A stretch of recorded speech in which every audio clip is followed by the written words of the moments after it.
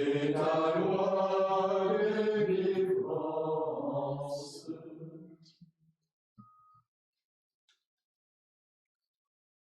Je ne prends pas plaisir à la mort du méchant, dit le Seigneur, qu'il se détourne de sa conduite et qu'il vive. Le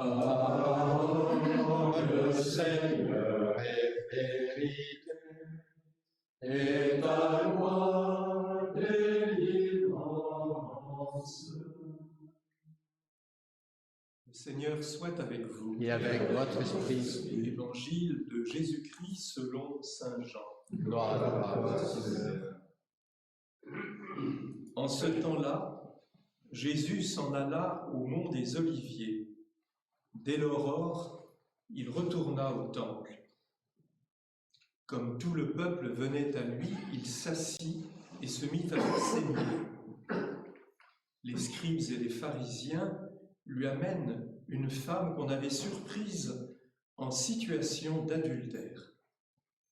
Ils la mettent au milieu et disent à Jésus, « Maître, cette femme a été surprise en flagrant délit d'adultère. Or, dans la loi, Moïse nous a ordonné de lapider ces femmes-là. Et toi, que dis-tu » Il parlait ainsi pour le mettre à l'épreuve afin de pouvoir l'accuser. Mais Jésus s'était baissé et, du doigt, il écrivait sur la terre. Comme on persistait à l'interroger, il se redressa et dit « Celui d'entre vous qui est sans péché, qu'il soit le premier à lui jeter une pierre. » Il se baissa de nouveau et il écrivait sur la terre. Eux, après avoir entendu cela, s'en allaient un par un, en commençant par les plus âgés. Jésus resta seul avec la femme, toujours là, au milieu. Il se redressa et lui demanda « Femme, où sont-ils donc ? Personne ne t'a condamné ?» Elle répondit « Personne, Seigneur. » Et Jésus lui dit « Moi non plus, je ne te condamne pas.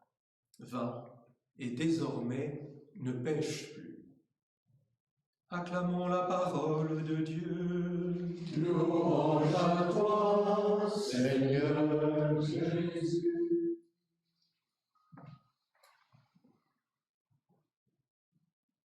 Samedi dernier, déjà, l'évangile de Jean nous disait qu'on cherchait à arrêter Jésus pour le condamner. Mais ses adversaires, qui n'ont pas pu ce jour-là, puisque les gardes ne l'ont pas arrêté et que même Nicodème a pris sa défense, reviennent à la charge ici, en se réclamant de la loi. Et là, ils sont en pleine contradiction, puisque la femme, cela nous a été dit, a été prise en flagrant délit d'adultère, et que selon la loi de Moïse, l'homme comme la femme mérite la mort. Mais l'homme, ici, a disparu, comme dans l'histoire de Suzanne, que nous entendions tout à l'heure. Alors on presse Jésus de questions pour le prendre au piège de sa parole. Silence. Et Jésus s'est baissé pour écrire sur le sol, un geste un peu mystérieux. Est-ce que cela fait appel à une autre loi, non écrite sur la pierre, mais écrite du doigt sur le sol? Ou bien ces traits que Jésus aligne sur le sol signifient-ils les nombreux péchés de ces hommes qui entourent cette femme qui n'est plus qu'un instrument pour eux, un objet de leur désir homicide et mensonger vis-à-vis de Jésus. Toujours est-il que la parole de Jésus, comme celle du jeune Daniel dans l'histoire de Suzanne, met au jour le mensonge qui les habite. Alors nous admirons souvent la sagesse des anciens qui se retirent, à commencer par les plus vieux, tandis que la jeunesse, dans son intransigeance mensongère, n'a pas encore réalisé.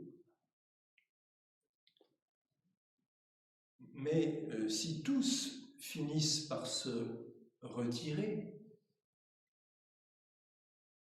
où sont-ils maintenant?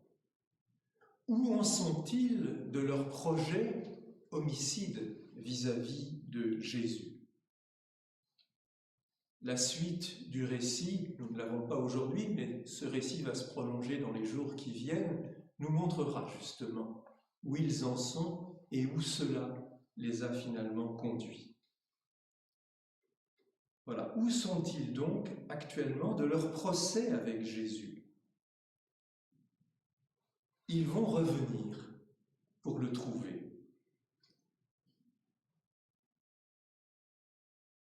Est-ce que Jésus leur avait demandé de partir? Que celui qui n'a pas péché lui lance la première pierre. Mais avait-il à partir? Que ne veulent-ils pas voir? Ils le savent trop bien. Ce qu'ils ne veulent pas voir, c'est cette miséricorde de Jésus, si connue du peuple. Jésus qui commence toujours par apporter la vie avant de rappeler la loi.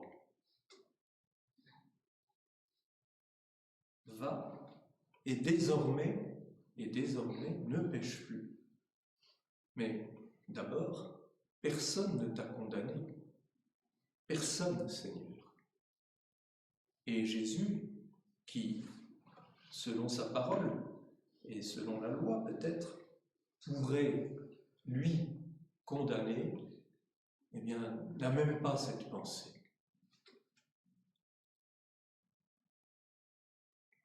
Jésus a quelque chose de plus important à faire et à dire, c'est d'apporter la vie. Quand on reçoit ainsi la vie, littéralement, cette femme a été sauvée de la mort. Quand on reçoit la vie, littéralement, gratuitement, eh bien, on peut comprendre ce que c'est que le péché. On peut comprendre surtout ce que c'est de ne plus pécher. Alors, peut-être que dans ce domaine du mariage, qui est là au cœur de ce récit, l'Église pourrait revenir à cette priorité de la miséricorde, qui n'annule pas la loi, comme d'ailleurs dans son exhortation sur le mariage, le pape le dit bien. Voilà, mais le seul péché impardonnable serait-il le remariage? Alors il peut s'agir évidemment simplement de paroles d'encouragement. Il faut que les actes, comme celui que pose ici Jésus, eh bien, donnent aux personnes la capacité justement de se renouveler dans leur vie, de recevoir ce pardon de Dieu qui permet de marcher autrement.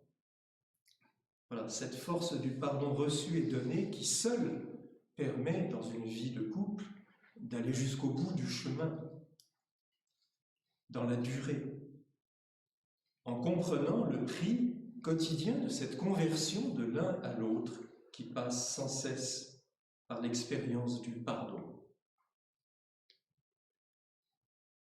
Et quand par malheur il est trop tard pour l'un ou pour l'autre, eh bien cette possibilité peut-être de rebâtir autrement, plus solidement, en faisant la vérité sur ce qui a été mal construit, mal vécu. Alors pour le Christ, il n'est jamais trop tard, même pour Judas, et même si cela n'a pas suffi pour toucher sa liberté et pour lui permettre de croire à ce pardon qui l'aurait sauvé du désespoir, même si Jésus s'en allait à la mort, eh bien, Pour Jésus, voilà, il n'est jamais trop tard. Et si nous allons jusqu'au bout, si nous allions jusqu'au bout de cet évangile de Jean, au chapitre 8, que la liturgie va continuer à suivre, nous verrions que le prix de ce pardon, bien Jésus l'offre déjà. Il est prêt. Les Juifs qui vont revenir après un échange dur avec Jésus vont ramasser des pierres pour les jeter à Jésus, pour le lapider. Jésus a pris la place de cette femme. Alors cette fois-ci, il va encore échapper à la mort, son heure n'est pas venue, mais l'extrême de cet amour se dira dans le temps pascal que nous allons vivre. Je termine en pensant que nous pouvons prier spécialement en ce jour pour les personnes qui souffrent dans leur vie conjugale d'incompréhension, de violence verbale ou physique, d'abandon. Et nous pouvons prier aussi pour ceux et celles qui, tout en ayant fait la vérité devant le Christ, eh bien, essayent de se relever en pardonnant pour mieux repartir. Voilà, il y a un beau texte, je termine par cette référence, de Nathalie Sartoux-Lajus, qui a vécu cet abandon injuste de la part de son mari et qui ne peut retrouver la vie, le chemin de la vie, qu'en espérant le salut non seulement pour elle, mais pour celui qui l'a abandonné. Ce livre s'intitule « Sauver nos vies ». On ne se sauve pas seul, sauver nos vies. Pouvoir, même dans une situation comme celle-là, pardonner et par ce chemin-là, trouver la paix et retrouver sa propre vie.